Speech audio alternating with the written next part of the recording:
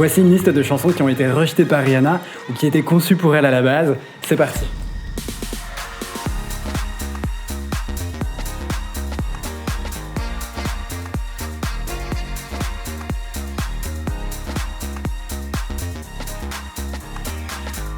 Salut tout le monde, bon retour sur Popslay, je suis ravi de vous retrouver dans une nouvelle vidéo. Cette semaine, on fête les 6 ans de Anti.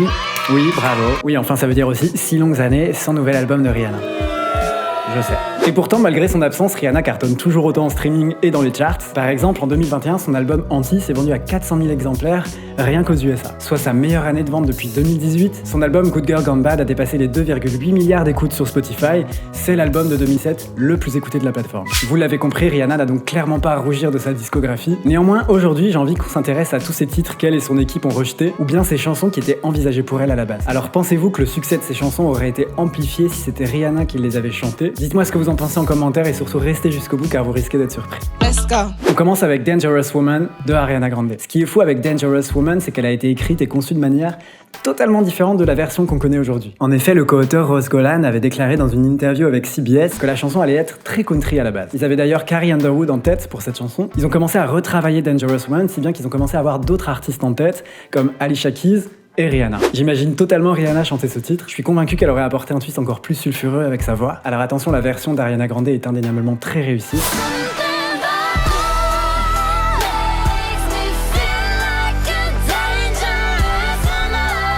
La production finale est dingue. Il y a plein de choses sur Dangerous Woman. Vous avez d'abord tous ces synthétiseurs.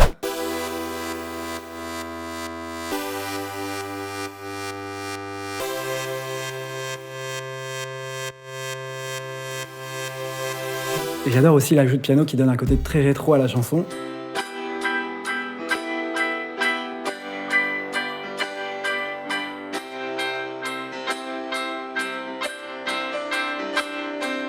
Il y a aussi ce solo de guitare qui est génial.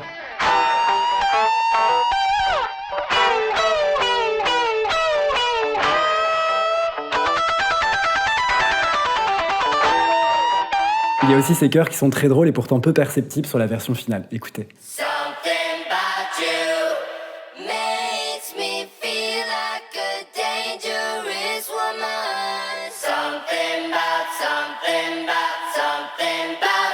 Inutile de mentionner la voix d'Ariana Grande.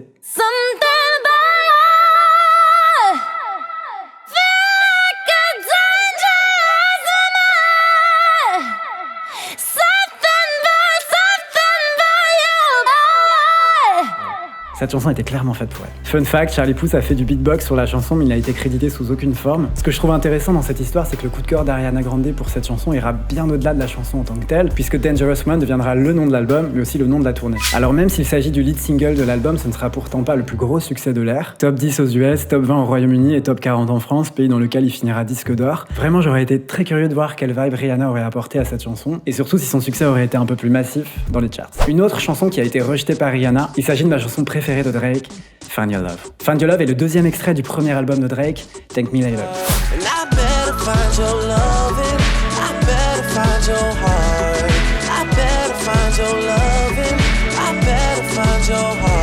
La chanson a été produite en partie par Kanye West et clairement ça s'entend, puisque lorsqu'on écoute la démo de Kanye West, ça nous téléporte directement dans l'ère Ain't No It and Heartbreak, album incroyable sorti en 2008.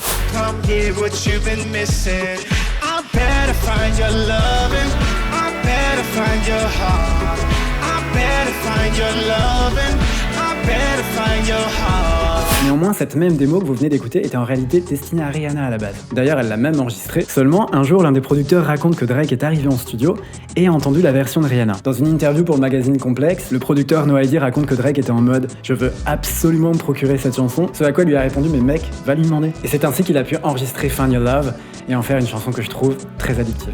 Ce que j'aime beaucoup dans cette chanson, c'est la voix chantée de Drake que je trouve très douce. I bet if I give all my love, then nothing's gonna tear us apart. Et je trouve que Find Your Love aurait pu être totalement un duo entre les deux. Ils nous prouveront d'ailleurs plus tard sur des titres comme What's My Name, Work et Take Care que l'alliance de leurs talents est vraiment magique. On passe à la suite avec une autre chanson sortie en 2013 qui aurait pu être chantée par Rihanna. Il s'agit de Pretty Hurts de Beyoncé. Rappelez-vous, en 2013, Beyoncé redéfinit les règles de l'industrie musicale avec cet album mythique et le projet débute avec cette chanson écrite par Sia. On entend d'abord ces quelques vocalises avant que Beyoncé ne commence à aborder en musique la pression que les femmes subissent face au diktat de la beauté.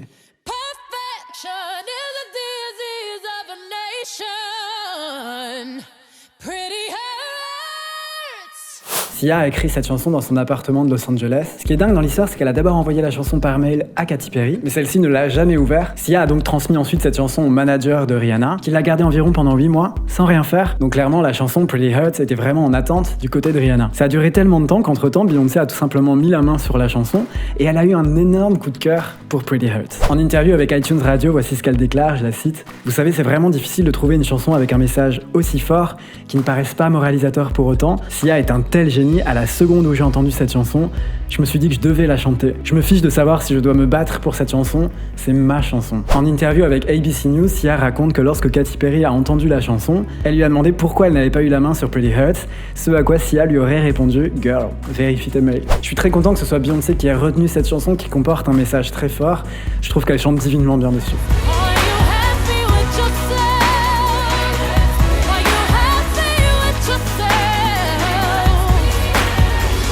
J'aime beaucoup aussi le fait qu'il y ait encore les parties vocales de Sia sur les chœurs. Je vous les isole pour que vous puissiez les écouter.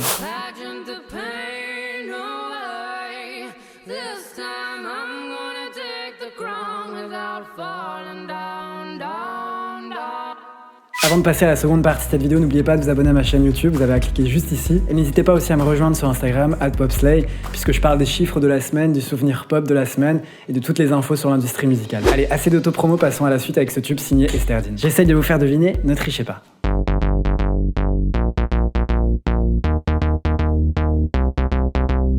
Toujours pas ?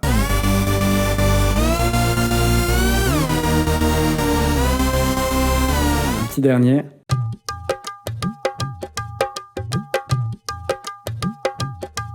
Il s'agit évidemment de Come and Get It qui a terminé entre les mains de Selena Gomez. Dites-moi en commentaire si vous avez trouvé. Nous sommes en 2011 et Rihanna s'apprête à sortir son 6e album studio, Talk That Talk, seulement 1 an après l'Air Loud. Et une chanson qui lui est envoyée pour faire partie de l'album, c'est Come and Get It.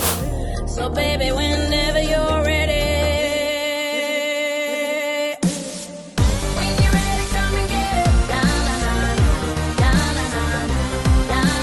Alors même si Come and Get It est un tube en puissance, Rihanna va passer son tour pour cette chanson, la laissant ainsi disponible pour Selena Gomez. So baby, whenever you're ready.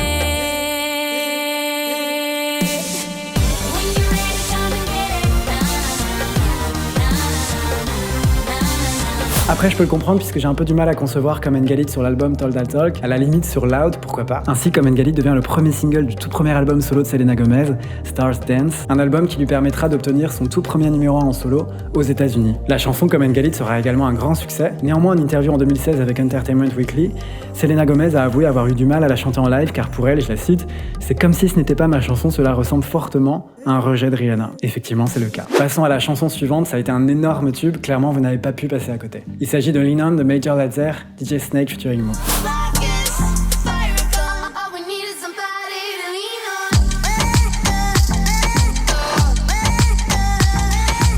En interview avec le magazine Time, Diplo avait annoncé qu'il avait de base envoyé la chanson à Rihanna, mais aussi à Nicki Minaj. Et à l'époque, la chanson était produite sous une forme beaucoup plus douce, avec une vibe très reggae. Selon Diplo, le fait que les deux artistes aient refusé, ça a été une chance incroyable. Car pour lui, personne ne pouvait mieux chanter que Mo sur cette chanson. Bon, clairement, je pense qu'il avait un peu la haine. Surtout que ce n'était pas la première fois que Diplo souhaitait travailler avec Rihanna. Puisqu'il l'avait rencontrée à de multiples reprises, néanmoins, tout s'est pas forcément passé comme prévu. En interview avec GQ Magazine, voici ce qu'il déclare. Un jour, je lui ai fait écouter Lean On et elle m'a dit qu'elle ne faisait pas de music house. Une autre fois, j'étais en studio avec elle, Future était de la partie, il y avait aussi The Weeknd et Metro Boomin avant qu'il ne soit vraiment connu. Future lui a fait écouter genre 700 chansons, il était plus de 4h du matin alors j'ai dit mec, je me casse sauf si tu me laisses faire écouter une chanson à Rihanna. Je lui ai fait écouter un son et voici ce qu'elle m'a répondu. On dirait une chanson de reggae qu'on joue dans les aéroports. Alors je me suis dit ok, là vraiment je peux aller me... C'est pas très sympa Riri quand même. Cette fois-ci Rihanna est clairement passée à côté d'un énorme tube. En novembre 2015, Lean On dépasse le record de Ed Sheeran avec Thinking Out Loud et devient la chanson la plus streamée de l'histoire de la plateforme avec 526 millions de streams au compteur. 11 mois plus tard, Drake prendra la première place du classement avec One Dance. Autre fun fact qui prouve que la chanson a nettement évolué au niveau de sa production, c'est la démo initiale postée par Major Lazer sur YouTube. Écoutez.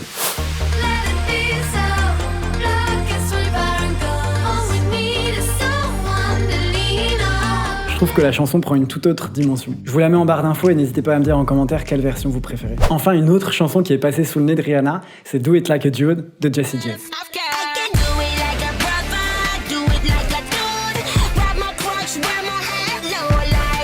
Jessie J avait d'ailleurs parlé de la genèse de la chanson en interview avec le Sun Magazine, et elle raconte que cette chanson a un peu débuté comme une blague, puis elle l'a pleinement écrite avec Rihanna en tête, et en 15 minutes seulement, la chanson a été écrite. Elle a ensuite déclaré, je la cite, « C'est la chanson la plus rapide que j'ai jamais écrite. À cette période, Rihanna est en tête des charts avec Rude Boy. »